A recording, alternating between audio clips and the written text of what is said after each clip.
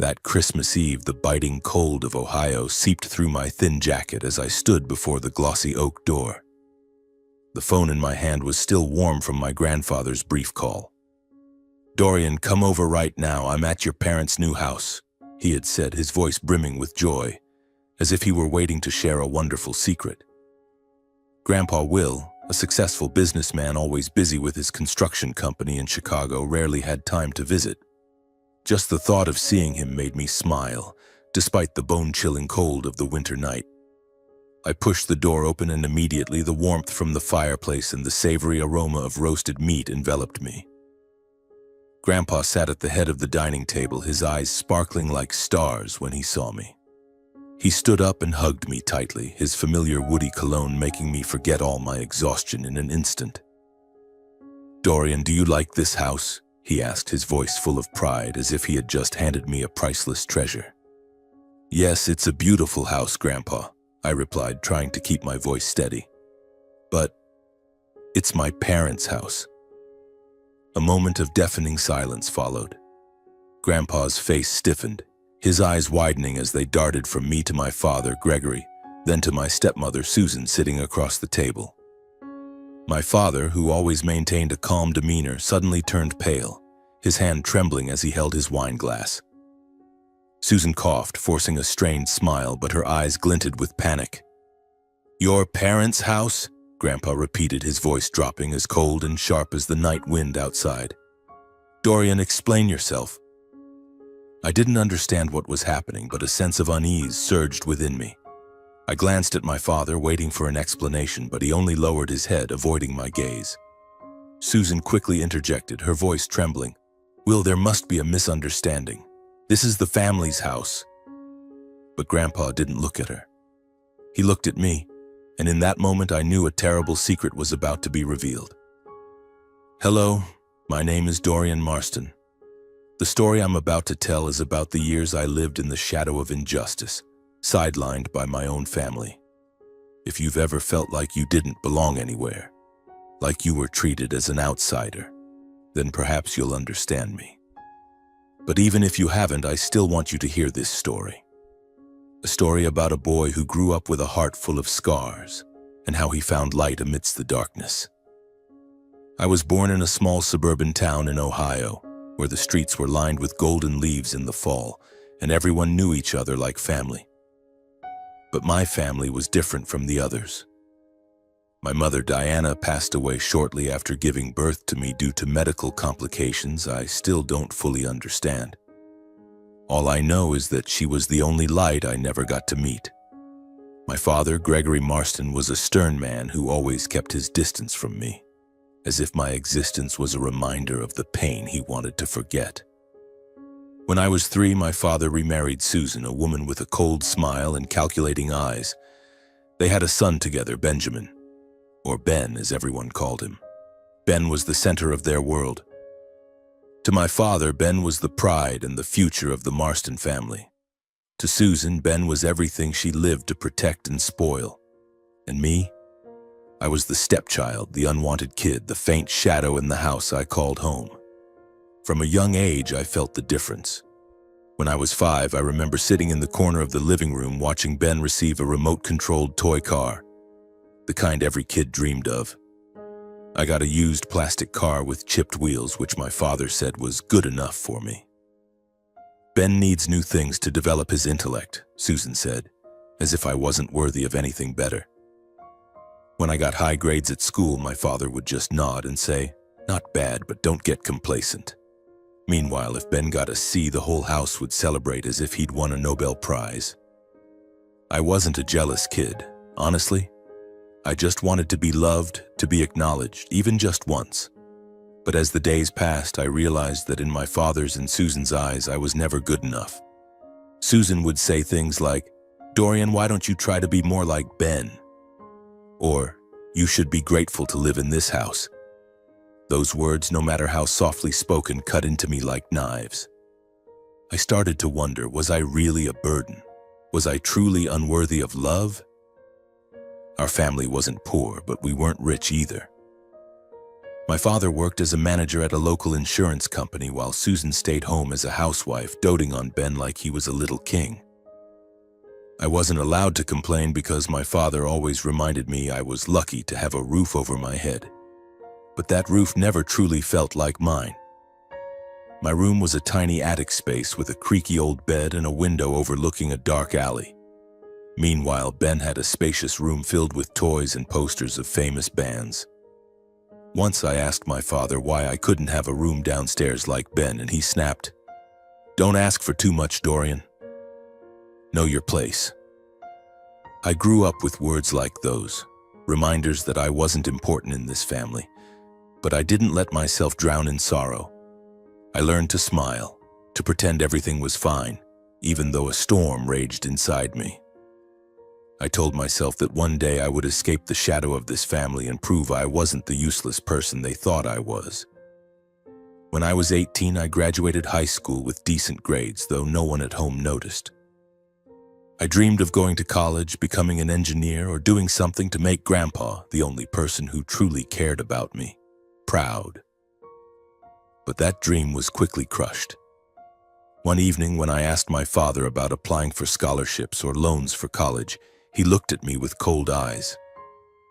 "Dorian, we don't have enough money," he said.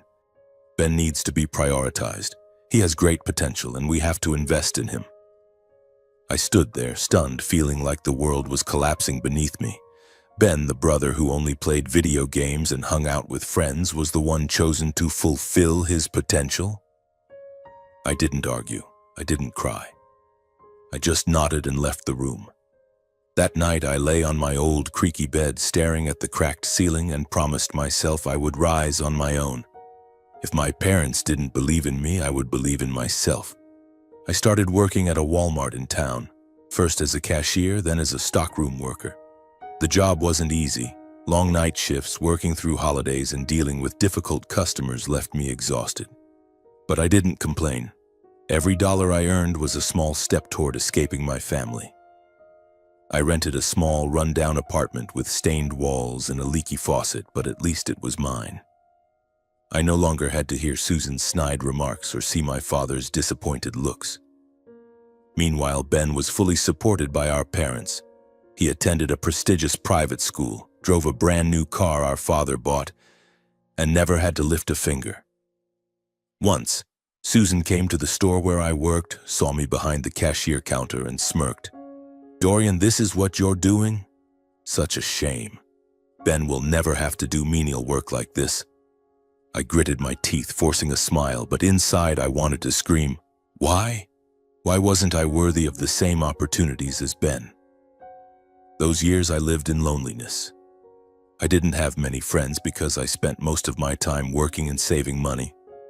But I wasn't entirely alone. Grandpa Will was the one bright spot in my life. He lived in Chicago, running a large construction company.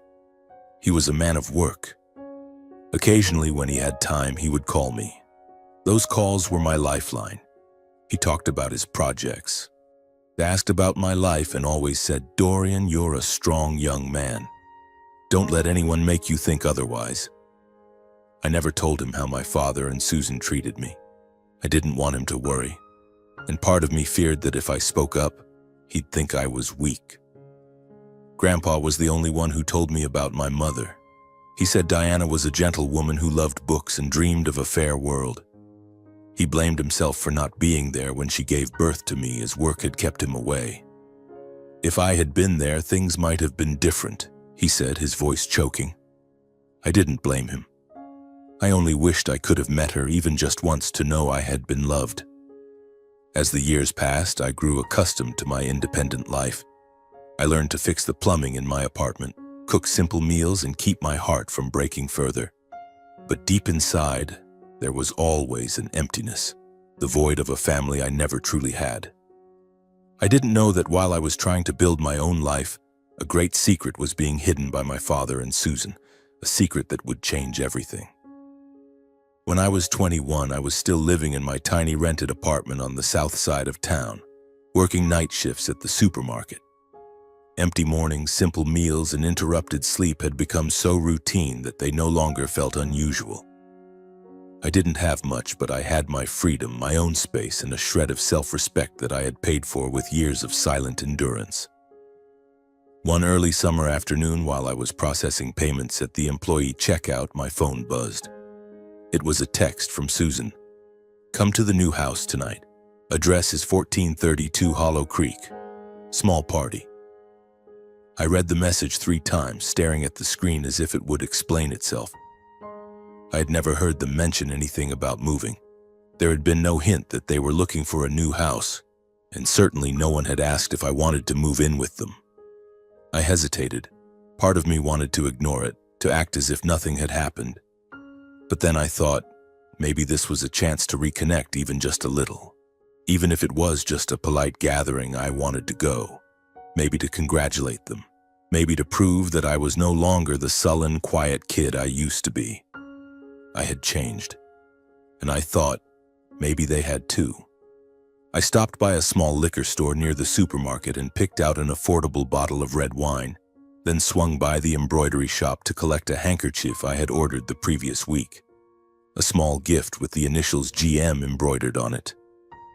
I didn't have much money, but I wanted the gift I brought to be thoughtful. The new house was in a newly developed residential area on the west side of town, a place I had never set foot in. As my car turned onto a street lined with newly planted maples and manicured green lawns, it felt like I was entering another world. 2-story semi-classical houses with wooden doors, gray-tiled roofs, and red brick steps. Everything exuded a sense of abundance and order that I had never felt in our old house. I parked in front of the house with the address Susan had sent. It was a cream-colored home with a stone-stepped front yard, a wide porch, and arched windows overlooking a garden. I got out of the car, holding the bottle of wine and the gift, and stood still for a few seconds in front of the door. For some reason, my heart was pounding. Not out of excitement, but because an indescribable feeling stirred within me, as if I was about to step into something that didn't belong to me.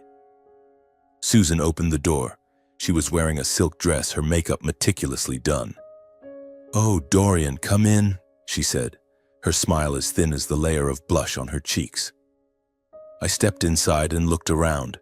A spacious living room with glossy wooden floors, a granite fireplace, beige armchairs, and a classic chandelier. Family photos already hung on the walls. My father and Susan's wedding picture, Ben holding a sports trophy. No photos of me. I wasn't surprised. My father was in the kitchen opening a bottle of wine, dressed in a white dress shirt, looking more relaxed than usual. When he saw me, he gave a single nod. "Oh, you're here." Nothing more. I handed over the wine and the gift, saying, "Congratulations on the new house, Dad." He took them, set them on the table without opening them, and turned away. The party consisted of just a few people, new neighbors, an older couple who were friends, and one of my father's colleagues.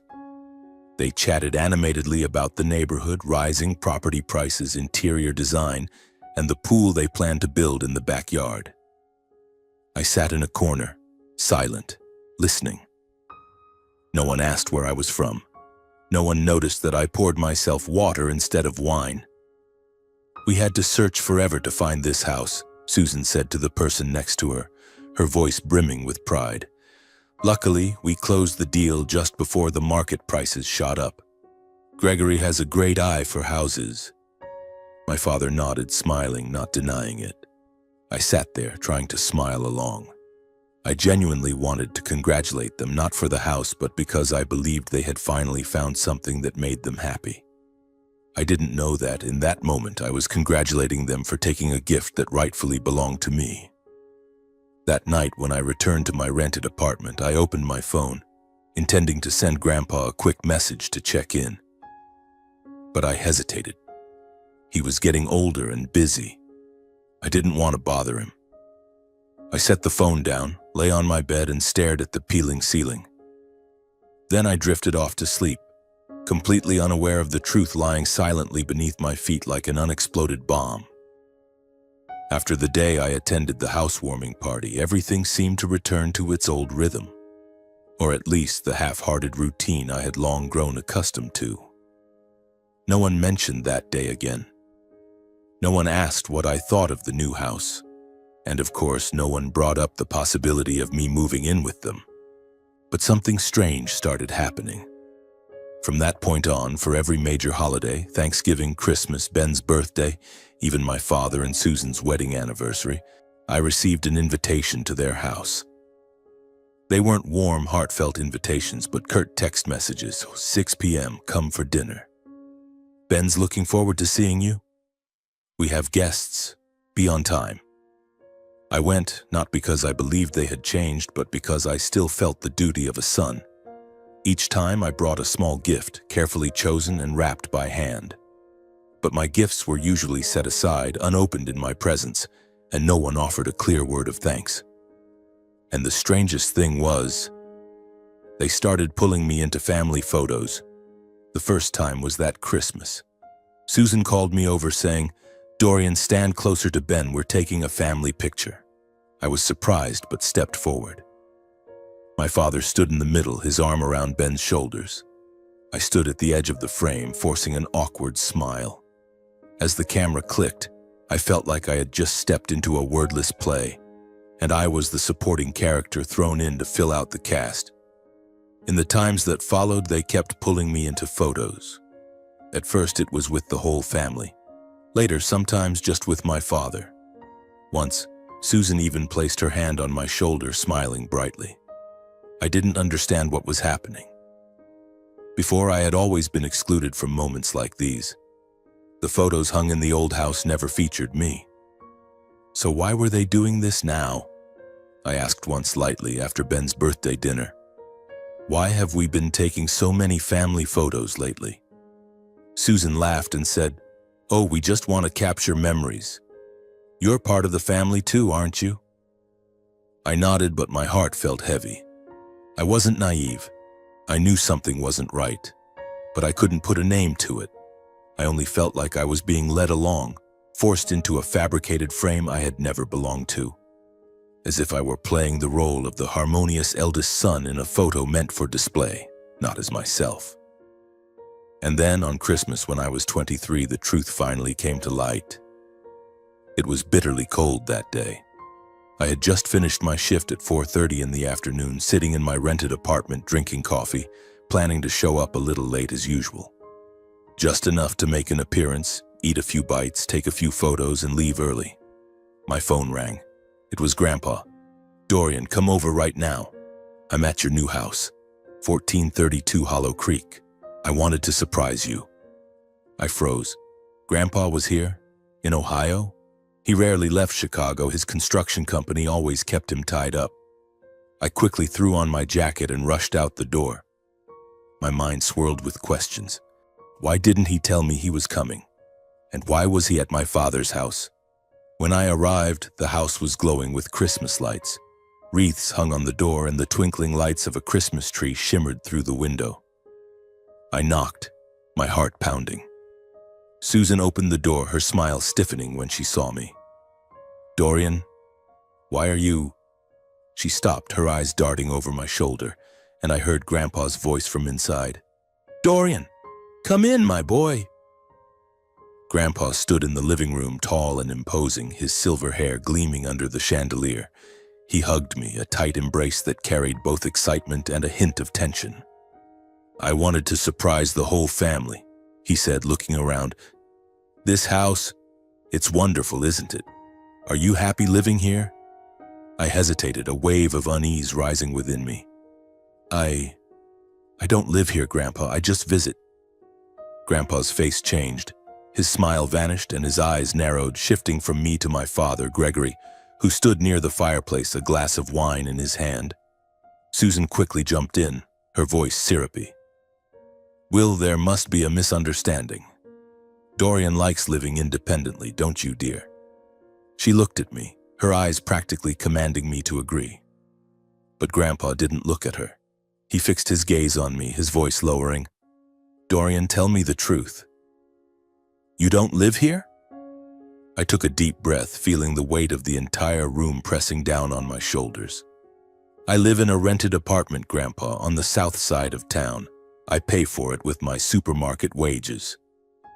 Silence. A heavy, suffocating silence, as if the air had been sucked out of the room. My father bowed his head, his hand tightening around his glass. Susan started to speak, her voice trembling. "Will, we thought it was best for Dorian. He wanted to be independent, and Ben needs space to—" "Enough!" Grandpa cut her off, his voice sharp as a blade. "Gregory, explain yourself. 2 years ago, I sent you $400,000 to buy a 3-bedroom house in this neighborhood. A gift for Dorian to give him a good start. I made it clear. The house was for Dorian. So why is he living in a rundown apartment while you and your family are living in that very house?" My father's face went pale, as if the blood had drained from his body. Susan opened her mouth, but no sound came out. I stood there, stunned, feeling the ground crumble beneath me. A house? For me? $400,000? I looked at Grandpa, then at my father, searching for an explanation, a sign that this was just a misunderstanding. But there was no misunderstanding. My father set his glass down, his voice shaky but trying to stay composed. I thought the house would be better used by the whole family. Dorian's independent. He doesn't need a big house like this. Ben's young. He needs a good environment to grow, to study. Doesn't need? Grandpa roared, stepping toward my father. You're saying he doesn't need it? Dorian, the grandson I entrusted to your care, is living in a rundown apartment, working night shifts to survive, while you and your wife live in the house that was meant for him. What did you do with the money I sent? You put the house in your name, didn't you? My father didn't answer. He lowered his head, his shoulders trembling. Susan, regaining her voice, interjected. Will, you don't understand. Dorian isn't my biological son. Ben is the future of this family. Dorian, he doesn't deserve a house like this. He's just... Shut up, Grandpa shouted, his voice echoing so powerfully it seemed to shake the room. Doesn't deserve? Dorian is Diana's flesh and blood, my daughter's son. He's my grandson, and I trusted you, Gregory, to take care of him. But what have you done? You stole the gift I meant for him, deceived me with these fake family photos. He pointed at the picture on the wall, the one of the whole family in the living room, with me awkwardly standing at the edge.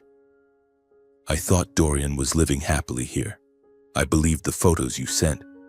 But it turns out it was all a charade to hide your greed. My throat tightened. The photos, the times I was called over to pose for pictures, the staged moments I couldn't make sense of. It was all to deceive Grandpa, to make him think I was part of this happy family. I looked at my father, waiting for an explanation, an apology, anything. But he remained silent, his eyes avoiding mine. Dorian, Grandpa turned to me, his voice softening but still resolute. Go get your things. You're coming to Chicago with me. This house, I'll make sure it belongs to you as I originally intended. And you, Gregory, I'll be speaking with my lawyer. You'll answer for what you've done. Susan burst into tears, but I felt no pity for her. My father finally spoke, his voice hoarse. Dorian, I just wanted what was best for the family.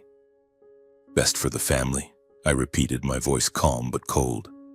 You never considered me part of this family. I've spent my whole life trying to make you proud. But all you ever saw was Ben. You took away my chance, and you didn't even bother to tell me the truth. I turned away, unable to look at him any longer. Grandpa placed a hand on my shoulder, his eyes filled with pain but also unwavering determination. Let's go, Dorian. You don't need to stay here anymore. The chill of Christmas night bit into my skin as we stepped out of the house that was supposed to be mine. The dim glow of streetlights illuminated the snow-covered street, and I could feel my heavy breaths blending into the frigid air. Grandpa led me to a sleek black SUV parked by the curb. The driver, a middle-aged man in a sharp suit, opened the door for us. To the hotel first, Grandpa said, his voice low but firm. I slid into the back seat beside him, feeling like I was stepping into a different world, a world I never thought I belonged to. Are you okay, Dorian? Grandpa asked, his eyes gentle but piercing, as if trying to read every thought in my mind. I don't know, Grandpa. I replied, my voice hoarse. Everything's happening so fast. I still don't fully understand. He nodded, placing a hand on my knee. I know. But from now on, things will be different. You'll come to Chicago with me. We'll start over, just the two of us. I looked out the window, the Christmas lights blurring past like faint sparks. Chicago, a city I'd only heard about through Grandpa's stories, where he built his construction empire from nothing. I had never been there, never thought I'd have the chance. But now, it was where I would begin again. A new life, a chance to escape the shadow of my past. The next morning, we took an early flight to Chicago. I sat by the window, gazing down at the endless snow-covered fields below, feeling like I was leaving behind an old, worn-out world for a dream. Grandpa sat beside me, quietly reading a business newspaper, but every now and then he glanced at me with an encouraging smile. When the plane landed at O'Hare Airport, a biting Chicago wind greeted us. James, Grandpa's driver, was waiting with the familiar SUV. We drove through the bustling city streets where skyscrapers towered overhead, their steel and glass gleaming under the winter sun. I had never seen anything like it. Ohio, with its narrow roads and modest houses, seemed to belong to another world. The car turned into an upscale suburban neighborhood where the streets were paved with stone, lined with ancient oaks and sprawling mansions. James stopped in front of a large iron gate, beyond which a driveway led to a 3-story mansion surrounded by perfectly manicured lawns and vibrant red rose bushes, even in the middle of winter. My jaw dropped, unable to believe my eyes. "Is this your house, Grandpa?" I asked, my voice trembling. Grandpa laughed heartily, clapping me on the shoulder. "Welcome to my home, Dorian. And now, it's your home too." Grandpa's mansion wasn't just a house. It was a palace. The carved wooden front door opened into a grand foyer with marble floors, a spiral staircase leading upstairs, and abstract paintings lining the walls. The living room was 3 times the size of my rented apartment, with floor-to-ceiling windows overlooking a backyard garden, complete with a shimmering pool and an outdoor barbecue area. The scent of pine and leather from the luxurious furniture made me feel like I had stepped into a 5-star hotel. I don't know what to say," I whispered, standing in the middle of the living room, still clutching my small bag of belongings. "You don't need to say anything," Grandpa replied, leading me upstairs. "Your room is here." He opened the door to a spacious bedroom with a king-size bed, a walnut desk, and a window overlooking the garden. A brand-new laptop sat on the desk, and a soft, plush rug covered the floor. "This is where you can start over. No pressure, no burdens. Just a fresh start." I sat on the edge of the bed, feeling like I was dreaming. Just hours ago, I was in my rundown apartment with a leaky faucet and peeling ceiling. Now I was here in a room I wouldn't have dared to imagine. But alongside the overwhelming awe was a lingering ache. The house in Ohio, the house that was meant to be mine, still felt like a thorn in my heart. That evening, Grandpa took me to a fancy restaurant in downtown Chicago. We sat in a quiet corner, the candlelight flickering on the table. He ordered an expensive bottle of wine, but I only took a small sip, still unaccustomed to such luxury. "Dorian," he began, his voice low and serious, "there are things we need to talk about your father, the house, and what happened." I nodded, my heart pounding. I knew this conversation wouldn't be easy.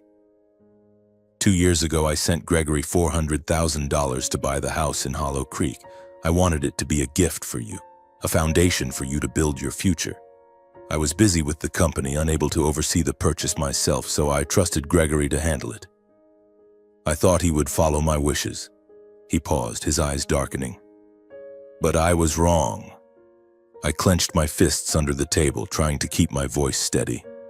"So, Dad kept the house for himself?" "That's not all," Grandpa said, his voice thick with anger. "I've been sending Gregory money since you were a child, not just for the house. I sent money every year to cover your school fees, clothes, everything you needed to grow up in the best conditions. I thought Gregory was taking care of you the way I wanted. But today, when I heard you talk about living in a rented apartment, working night shifts at a supermarket, I realized he kept it all for himself and his new family. It felt like someone had punched me in the chest. School fees, clothes, the things I never had. All those years wearing hand-me-downs, eating instant noodles, and working myself to exhaustion to make ends meet. It could have been different. My father, the man I tried so hard to please, had taken not only the house but also the opportunities Grandpa meant for me. I didn't know about any of that money, I said, my voice choking. Dad never told me. I thought he didn't have enough, so I had to manage on my own. Grandpa slammed his hand on the table, making the wine glasses tremble. That bastard, he growled, drawing glances from nearby tables. I trusted him with you, thinking he'd treat you well. But he betrayed me, and he betrayed your mother, Diana. Hearing my mother's name made my eyes sting. I had never met her, but through Grandpa's stories, I knew she was a gentle woman who wanted a good life for me. The thought that my father had stolen what she and Grandpa intended for me ignited a fury I couldn't suppress. What are you going to do, Grandpa? I asked, though I could guess part of the answer. I'm going to sue Gregory, he said, his voice cold as ice. I'll make sure the house is transferred to you, and I'll cut off all financial support to him. He doesn't deserve a single cent. I stared at the table in silence. Part of me wanted my father to pay, to face the consequences of his actions. But another part, the part that had grown up in neglect and pain, just wanted to let it go. I was tired of living in resentment. I didn't want my new life in Chicago to be tainted by lawsuits and disputes. Grandpa, I said, my voice soft but firm, don't sue him. I know you're angry and so am I. But it's already happened. I don't want to drag this out. Cutting off his financial support is enough to make them realize they can't keep taking advantage of you. I just want to start over here, with you. Grandpa looked at me, his eyes softening, though I could still see the pain in them. Are you sure, Dorian? You have every right to claim what's yours. I'm sure, I replied. That house, it doesn't matter anymore. I want to build my future, not live to fix the past. He nodded slowly, placing a hand on my shoulder. You're stronger than I thought, Dorian. Your mother would be proud of you. The weeks that followed in Chicago were an emotional journey. I moved permanently into Grandpa's mansion, and each day felt like I was learning to live again from scratch. Grandpa didn't just give me a home. He gave me a chance to rediscover myself. He took me to visit his construction company, a modern building in downtown Chicago with bright offices and a bustling team of employees. He introduced me to everyone as Will Marston's grandson, and for the first time I felt recognized, seen as a person of value. Would you like to try working here? He asked one day as we stood overlooking a construction site in the suburbs. You don't have to do big things right away. You can start with small projects, learn as you go. I hesitated. I had never imagined myself working in construction with its technical blueprints and complex numbers. But the trust in Grandpa's eyes made me want to try. I'll give it a shot, Grandpa, I said, but I can't promise I'll be good at it right away. He laughed heartily. No one's good from the start, Dorian. But you have heart and determination. That's all I need. I started working at his company initially as an assistant in the planning department, organizing documents and tracking project progress. The work wasn't easy, but with each passing day I learned to read blueprints, understand construction processes, and even began contributing ideas during meetings. My colleagues, who at first only knew me as the boss's grandson, gradually looked at me with respect.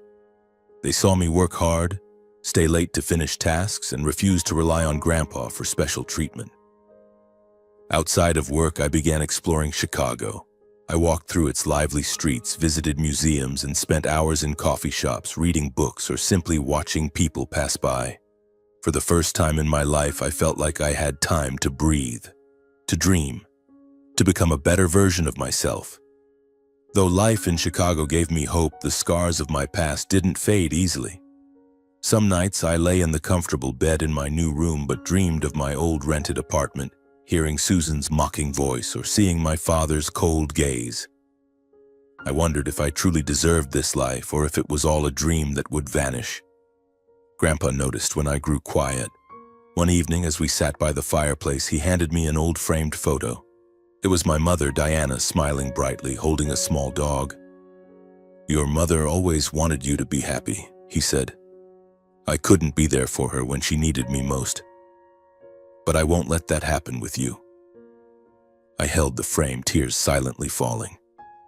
"I wish I could have met her," I whispered. "You're more like her than you know," he said. "She was strong but gentle. You have her heart." Those words were like a healing balm.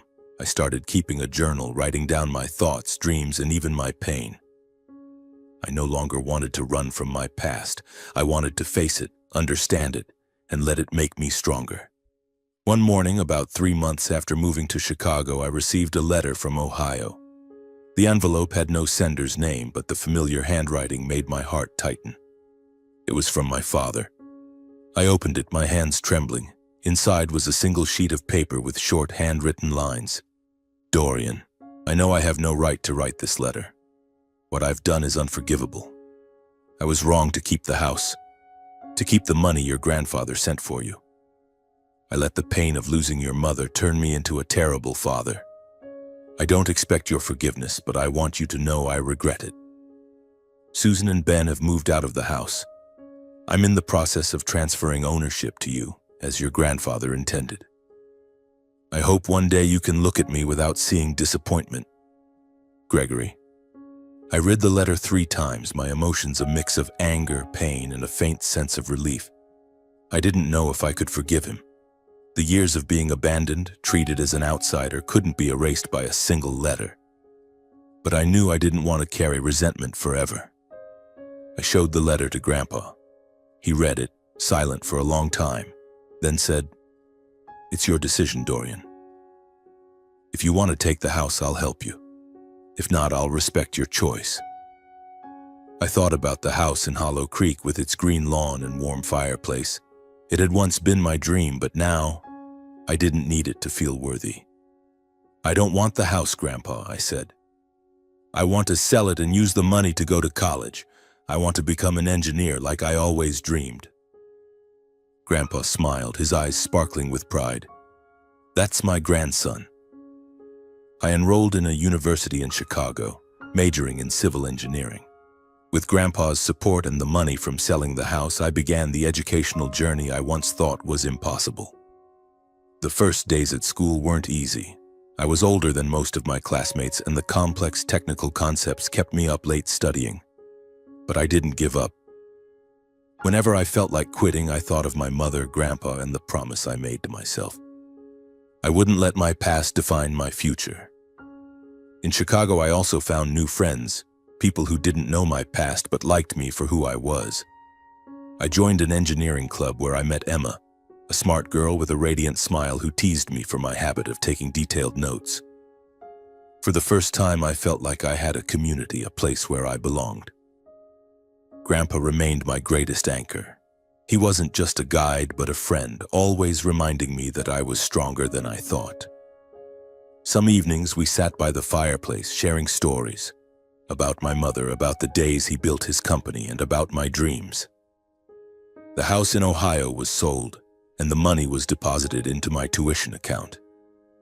My father didn't contact me again, and I didn't reach out to him. Maybe one day I'll be ready to talk, to forgive. But for now, I wanted to focus on the present, on what I could build. 2 years have passed since that fateful Christmas night when the truth about the house and Grandpa's money was exposed. Chicago has become my home, not just because of its bustling streets or towering skyscrapers, but because it's where I found myself. I'm in my 2nd year of college, majoring in civil engineering, and each day I feel closer to my dream of becoming an engineer. A dream my father once crushed with the excuse of not enough money. I found a community of friends, a clear purpose, and most importantly, a sense that I deserve what I've achieved. But while I was building my new life in Chicago, back in Ohio, my father's family, Gregory, Susan, and Ben, was falling apart. I didn't know much about them over the past 2 years except for a few rumors from old acquaintances in town. They said my father had lost his job at the insurance company, that Susan no longer hosted lavish parties, and that Ben, the pride of the Marston family, had dropped out of college after just one semester. I didn't dwell on it. The past was the past, and I had learned not to let it pull me back. Until one day the past came knocking.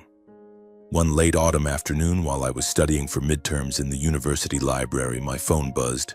It was an unfamiliar number from Ohio. I hesitated but answered. Susan's voice came through, weak and trembling, devoid of the arrogance it once carried. "Dorian, it's Susan," she said, her voice faltering. "I know you're busy, but I need to talk to you about the family." I gripped the phone, a chill running down my spine. "Family?" The word sounded foreign coming from her. "What's going on?" I asked, my tone colder than I intended. "We're in trouble, Dorian. Real trouble. I thought maybe you could help." I stayed silent, letting her continue. Susan launched into a long story, her voice a mix of desperation and an attempt to cling to dignity. After Grandpa cut off all financial support, my father, Gregory, lost his steady income. He had been fired from his job, unable to focus amid the family's turmoil. Susan couldn't find work, having never held a job since marrying my father. They had sold most of their possessions to pay off debts, but it wasn't enough. The house in Hollow Creek, though transferred to me and later sold, was no longer theirs to live in. They had moved to a small apartment on the edge of town, which Susan described as cramped and unworthy of our family. "And Ben?" Susan paused, her voice choking. "Ben's struggling, Dorian. He's working at a fast food restaurant, but he's not used to it. He doesn't know how to handle things like that. He needs help." I let out a laugh, not out of amusement, but from the irony. Ben, the spoiled little brother who was once treated like a king, now had to work to survive. Ben, who had a new car, a room full of toys, and never had to worry about money, was now struggling in a job I had done since I was 18. I felt a fleeting sense of satisfaction, but it was quickly replaced by an emptiness. "Susan," I said, my voice calm but firm, "you're calling me for help? After everything that happened? After Dad took my house? After you said I didn't deserve it? You think I'll forget the years I was treated like an outsider, like a burden?" Susan was silent for a moment, then spoke, her voice almost a whisper. "Dorian, I know we were wrong, but we're family. Ben's your brother. You can't turn your back on your family." "Family?" I repeated, my voice laced with bitterness. "You and Dad never treated me like family. You said I wasn't worthy. Dad took not just the house, but the money Grandpa sent for my education, for my life. And now you want me to help Ben, the one who was always favored over me? No, Susan. Let Ben learn to stand on his own like I had to. Let your family figure it out. I don't owe you anything." I hung up, my hand still gripping the phone, my heart pounding. Susan's words echoed in my mind. Family. Ben needs help. But those words no longer had the power to sway me, not after everything they had done. Over the past 2 years, I hadn't heard directly from my father, Susan, or Ben. Bits of gossip from Ohio reached me through old acquaintances, but I didn't seek them out. I was busy with my new life in Chicago, my classes, projects at Grandpa's company, and evenings spent talking with Emma, my increasingly close friend. But those rumors, though I tried to ignore them, crept in like cold gusts from the past.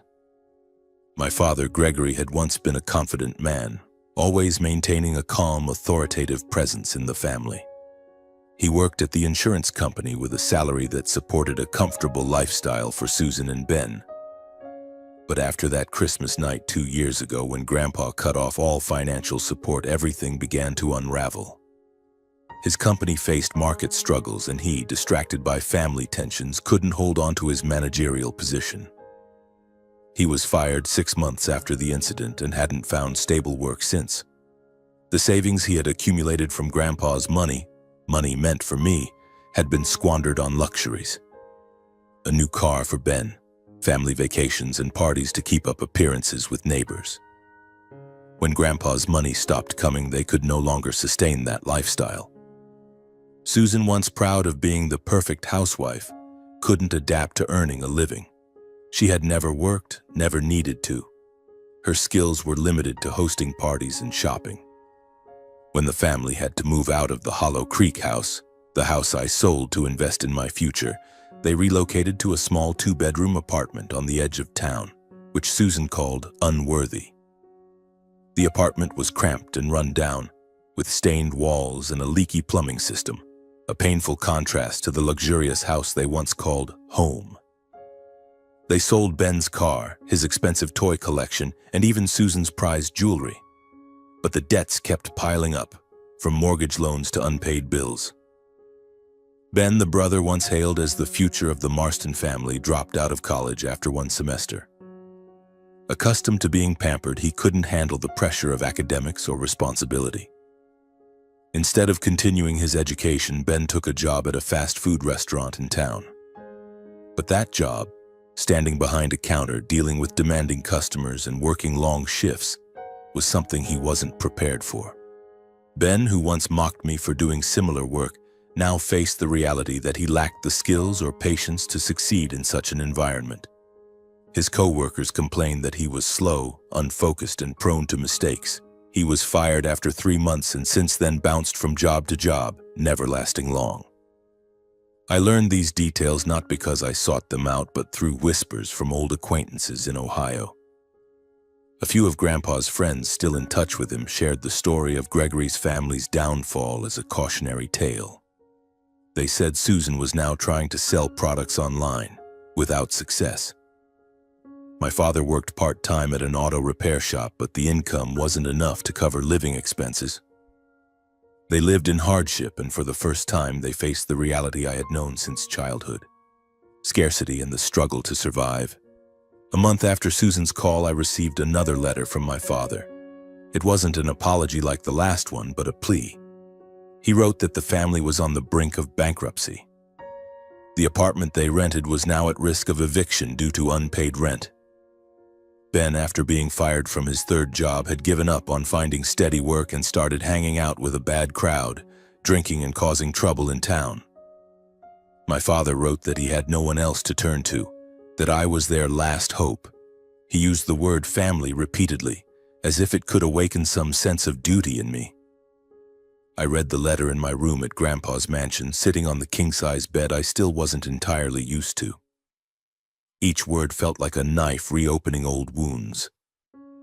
I remembered the years of being pushed aside, being called unworthy, being compared to Ben as a reminder that I was never good enough. I remembered the nights lying on the creaky bed in the attic, wondering why I wasn't loved. And I remembered that Christmas night when I learned that everything I had longed for, a home, an opportunity, had been stolen by my father and Susan. I called Grandpa and told him about the letter. He listened, his eyes darkening just as they had that Christmas night 2 years ago. "What are you going to do?" he asked, his voice steady but not pressuring. He always respected my decisions, though I knew he was still furious about what Gregory had done. "I'm not going to help them," I said, my voice firm. "They had their chance. Ben had everything I didn't. A car, a nice room, our parents' love. If he has to work to survive now, that's a lesson he needs to learn. I pulled myself up from nothing. I don't owe them anything." Grandpa nodded, saying nothing more. But I knew he approved of my decision. He had once wanted to sue Gregory to seek justice for me. But I had chosen to let the past go, and now I chose not to let it drag me back. While Gregory's family struggled in Ohio, I continued my journey in Chicago. I aced my midterms, and Emma, my close friend, threw a small party to celebrate. She had become an essential part of my life, not just for her radiant smile, but for the way she made me feel like I was enough. I took on more work at Grandpa's company, handling larger projects and even leading a small construction job in suburban Chicago. Each step was proof that I didn't need my father's or Susan's validation to succeed. I also began writing a book, not to recount my story, but to document the lessons I'd learned about resilience, finding self-worth, and overcoming the scars of the past. I didn't know if it would ever be published, but writing it was a way to heal, to turn pain into strength. One winter day, as I walked through downtown Chicago, I unexpectedly saw Ben. He was standing on a street corner wearing a thin jacket, his face gaunt and his eyes sunken. I stopped, unsure whether to approach. But he saw me first, and his eyes lit up with a flicker of hope. "Dorian," he called, his voice hoarse. How are you?" I nodded, keeping my distance. "I'm fine, Ben. You?" He gave a weak smile, no longer the arrogant boy I once knew. "Not great," he admitted. Things aren't like they used to be. Can you help me? Just a little. I don't have anyone else." I looked at him, remembering the times he was favored, the times I was pushed aside. "Ben," I said, my voice calm but unyielding. "I had to stand on my own when no one helped me. You can too. Get a job, learn to take responsibility. Don't look to me to fix what your family did wrong." I turned and walked away, continuing down Chicago's snow-covered streets. I didn't look back, not because I didn't care, but because I had chosen myself.